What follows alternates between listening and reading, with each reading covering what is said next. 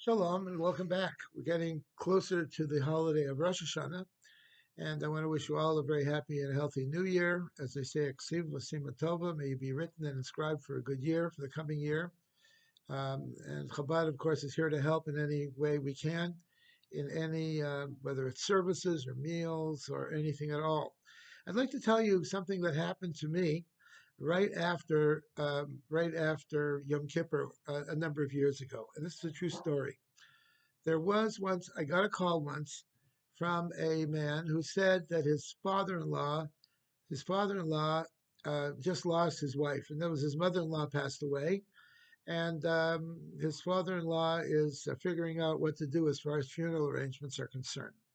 So I quickly went to see him, and the son-in-law and the daughter were there, and and I said to him, "What do you have in mind? Do you have a plot or have you made any arrangements?" He said, "Well, we're going to cremate her."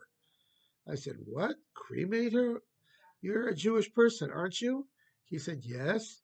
I said, Jewish people do not cremate. It's considered the most despicable, horrible thing. Someone who is cremated does not have a share in the world to come. There's no shiva, there's no mourning, there's nothing. Why in the world would you want to cremate her? Certainly that's not how you were brought up. That's something that is not allowed in Jewish law. He said, "Rabbi, I'll tell you. We just came to San Diego last year from New York. And we are not the most observant religious of Jews, but we know one thing, that you're supposed to go to synagogue on Rosh Hashanah and Yom Kippur." So we didn't think about it. And one day we're looking and we said, "You know what? Tomorrow is Rosh Hashanah and we better go to shul because the Jew has to go to shul in Rosh Hashanah. You hear the shofar being blown." So the next morning they got up and they went to one of the neighborhood synagogues here in San Diego. And they went to the synagogue and they said, "We would like to attend your services." The usher said to him, "Do you have tickets?" And he said, "Oh, well, no, we don't have any tickets, but we'd like to come in and pray anyways, and we'll send you a donation afterwards." He said, "No, no, no, no, no. If you don't have tickets, you can't come in. You have to have tickets. And you should have made an arrangement beforehand to get tickets, to get a seat." He said, "I know, but we didn't know and we're not familiar and we're not so religious. Can you just let us in just for a short time and we'll come in and then we'll say our prayers and hear the shofar and we'll leave." "No, no, no, no, no, no. You can't come in without a ticket." This is a true story. They looked at each other and they said, "Let's go home." They turned around and they went home. And they went home and they cried. And they cried. And they said, "Look at our Jewish people, that they won't allow two elderly Jews to come in and pray on Rosh Hashanah. If this is the way Judaism is, we don't want any part of it. This is a Judaism that we're not interested in. And when the time comes for us to pass away, we will decide just to cremate. No service, no nothing. We'll just cremate our bodies and that's all." And that's what we decided to do, he told me. "We're going to do that." I said to him, "That's horrible. That's terrible." I said to him, "In our synagogue in Chabad, you don't need any tickets to come in. We'll welcome you with open arms. We're happy to have you show up in the door and you're welcome to come in. You should have come to us. Why didn't you come to us?" And that's not a reason to cremate your wife. That's not a reason to do that. There are synagogues in San Diego that will welcome you. We're happy to have you. And because of that, he decided not to cremate her. We made a service for her. And it got me thinking how many Jews are turned off from Judaism because they are not welcome, especially on the high holy days, Rosh Hashanah and Yom Kippur, that they see that it's a business and that you need to come and you need to pay for tickets and you have to have tickets and this, that, and the other. And if you don't have tickets, you're not welcome. You can't come in.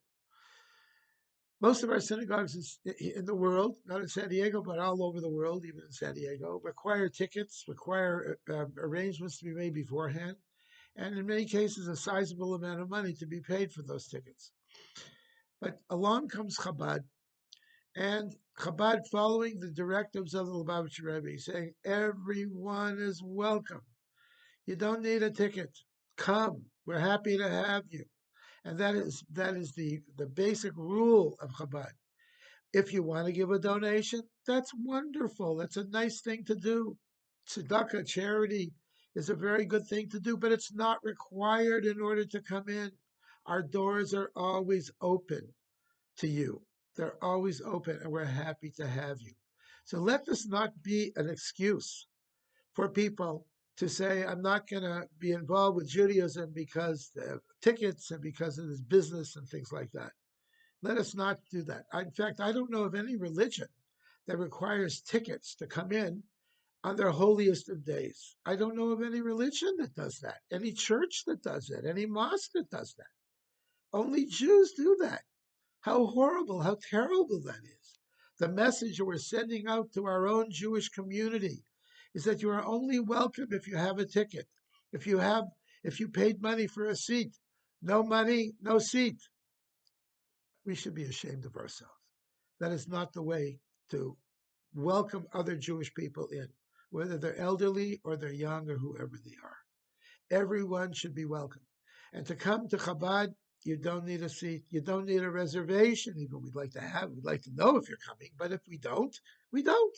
Come, show up. You'll be there. We'll be welcoming you at the door. We will provide a yarmulke for you, and we'll provide a siddur for you, a prayer book for you. You don't need to bring anything. We have talesim for the men. We have whatever you want. We're all set, ready to go. No charge at all. Happy to have you. You know, in this week's Torah portion, the portion of Kitavo, it talks about the curses if we Jewish people don't follow the mitzvahs. And I'm sure there's a big curse involved with people who turn away Jews from praying on Rosh Hashanah, but that's another story. There are 98 curses that are associated with this parsha. And my good friend Reb Tuvia Bolton from Israel points out that of the 98 curses, the word Gehenna or hell is not mentioned even once. In fact, no word for hell at all is mentioned in this parsha. And you wonder, why is that? Because hell is, Gehenna is a place upstairs in purgatory, in heaven, that awaits people perhaps who are sinners or whatever. It's not mentioned. Nothing. It just says if you do not follow the commandments, you're going to get punished. You'll have curses. And if you do follow the commandments, you'll be blessed. No heaven and no hell is mentioned anywhere in the parsha. Go and take a look. Why is that? Because we're really not interested in heaven and hell. We are interested in this world and how we act in this world. This is important.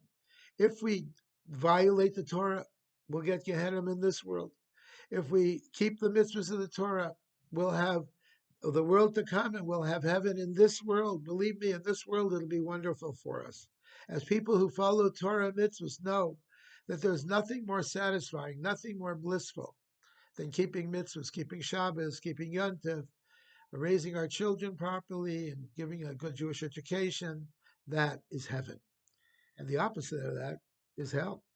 And that's why it's not mentioned anywhere, because we're not interested in that. We are only interested in doing good deeds, and the rewards for doing good deeds are, as they say, schar mitzvah mitzvah. The reward for the mitzvah is the mitzvah. So I want to wish you all a very happy and a healthy new year.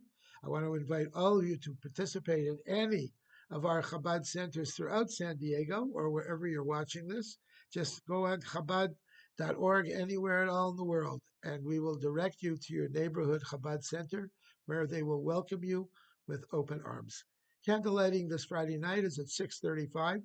I also want to mention in San Diego, we're having a dinner, a beautiful dinner on Sunday night of Rosh Hashanah. Services are at 6:30. Dinner will be about 7:15 or so. And for that, we need a reservation. We need to know how much food to prepare. And there's a small charge for that. But again, no one's turned away. So give us a call, make a reservation. And you can do it online at chabaduc.org, chabaduc.org, chabaduc.org/donate. And we're happy to have you. Shalom and have a good Shabbos and a very happy New Year.